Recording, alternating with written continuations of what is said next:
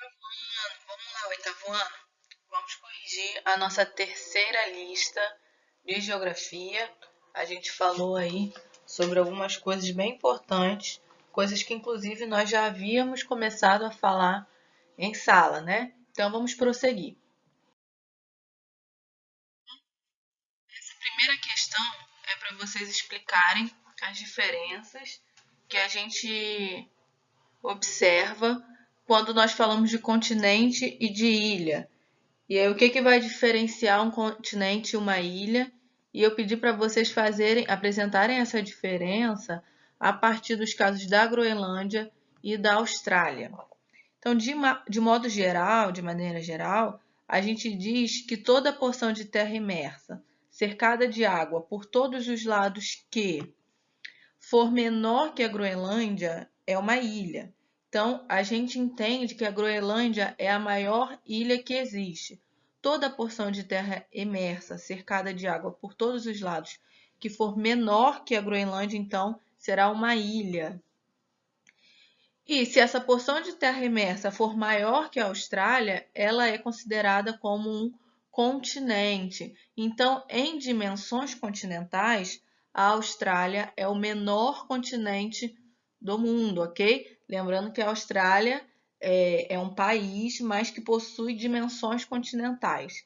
Se a gente aplicar isso ao Brasil, o Brasil ele é maior do que a Austrália. Entretanto, ele não está cercado de água por todos os lados, né? Nós temos nossos países vizinhos. Se o Brasil estivesse isolado, se ele tivesse em uma única placa tectônica isolado dos outros países, cercado de água por todos os lados, nós seríamos também um continente, ok? E aí eu busquei essa tabelinha para a gente entender um pouquinho melhor essa situação. Então, a Austrália e a Groenlândia possuem algumas características. Vamos ver aqui, ó. A independência tectônica de outros continentes. A Austrália é independente tectonicamente dos outros continentes, enquanto a Groenlândia não.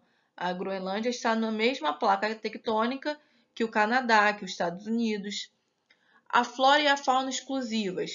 A Austrália possui. A Austrália possui a sua fauna e a sua flora endêmica, né? Seres que só existem lá. Vocês já viram aqueles documentários que mostram uns animais bem bizarros que existem na Austrália, uns insetos bem diferentões que só ocorrem lá. E isso vai ter a ver com aquele momento de divisão da Pangeia, quando aquele único continente que existia foi se dividindo. E a Groenlândia não possui essa exclusividade. Então, os animais que existem em outros lugares do Polo Norte também existem na Groenlândia. E a cultura exclusiva. A Austrália possui uma cultura exclusiva. A Austrália possui o seu povo autóctone próprio, né? Que é o caso dos, dos aborígenes australianos. E a Groenlândia não. Sabe aqueles esquimós que são bastante comuns a gente ver naqueles filmes que mostram o Alasca, mostram o norte do Canadá? Então, a cultura nativa da Groenlândia é muito parecida. E sem contar também que a Groenlândia é uma possessão, a gente viu isso no vídeo passado, é um território ultramarino da Dinamarca, ok? A Espanha é um exemplo clássico de Estado multinacional, ou seja, com um grande número de nações vivendo em seu território. Existem os espanhóis, mas também existem os catalães, uma nação atualmente sem um território soberano e, portanto, sem um território político definido, além dos bascos, navarros e alguns outros. Então, essa é a situação da França, né? Aí nós temos o mapa que mostra a localização geográfica da França e as suas divisões, né? A sua regionalização. Então, se vocês observarem, nós temos um país aí, a Espanha, localizado entre Portugal e a França. Dentro desse país, nós conseguimos fazer regionalizações, fazer uma regionalização, né? Dividir em regiões. E nós temos algumas regiões que eu queria que vocês prestassem atenção, que foi citado aqui no texto, né? Ele falou do caso dos catalães. Os catalães vivem naturalmente aqui nessa região da Catalunha, bem aqui pertinho da França, ok? Os catalães, eles são uma nação que vive dentro do território francês, mas que possui uma cultura bem diferente, né? Inclusive o idioma deles é diferente do idioma espanhol, né? É um espanhol um pouco diferente do que a Espanha fala. E eles reivindicam que esse território se separe da Espanha, vire um outro estado, né? Com uma outra regência política. E vem a pergunta para vocês, não é uma pergunta, né? É uma questão, para vocês explicarem os conceitos em destaque. No caso, na página 18 e página 20 do livro de vocês, vocês encontrariam a resposta dessa questão. O Estado corresponde à organização política, administrativa e jurídica de uma sociedade, enquanto o território é uma porção da superfície terrestre sobre o qual o Estado exerce soberania. É delimitado por fronteiras que precisam ser reconhecidas pelos Estados vizinhos. Os territórios são palco de disputa por diferentes poderes que buscam a soberania. Então, enquanto o território está no campo da organização, na parte operante, né? O Estado está nessa organização, está nessa parte operante, o território vai ser de fato o solo, né? É a superfície terrestre.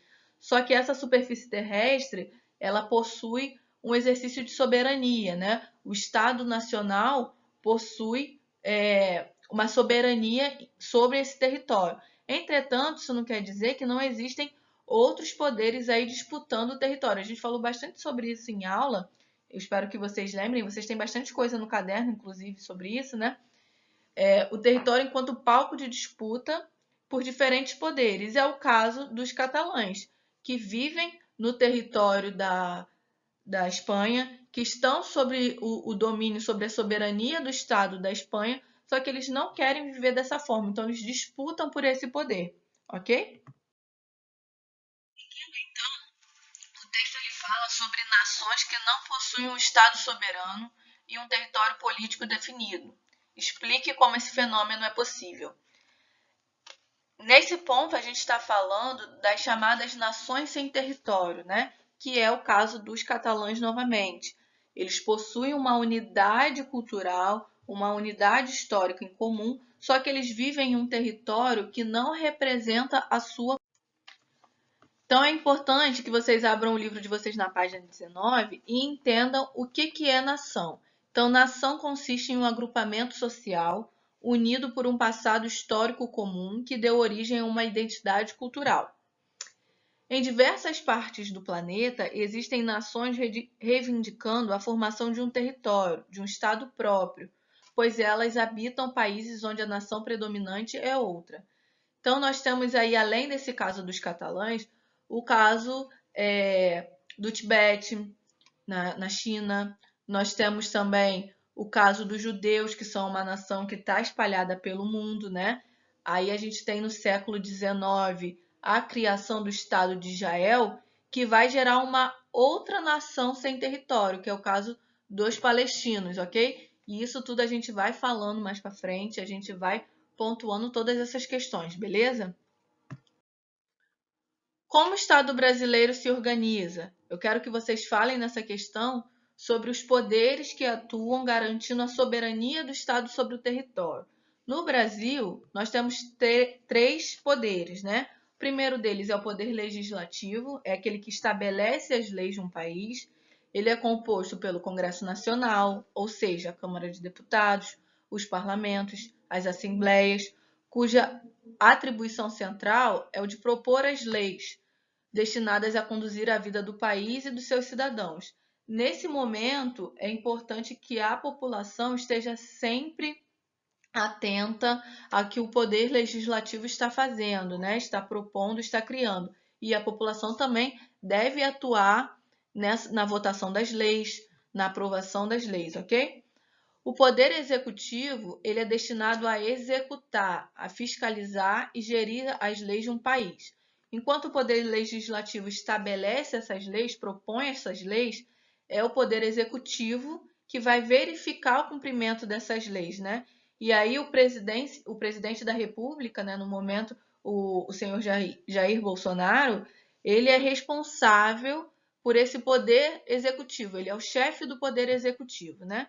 No poder judiciário, ele é responsável por julgar as causas conforme a Constituição do Estado e vai ser composto por juízes, promotores de justiça, desembargadores, ministros, representados por tribunais, com destaque para o Supremo Tribunal Federal, o STF, né? E aí a gente vai ter como presidente do STF o senhor Dias Toffoli, ok? Então, nós temos aí um poder que propõe as leis, um poder que verifica a execução dessas leis e um poder que julga, que é o poder judiciário, beleza?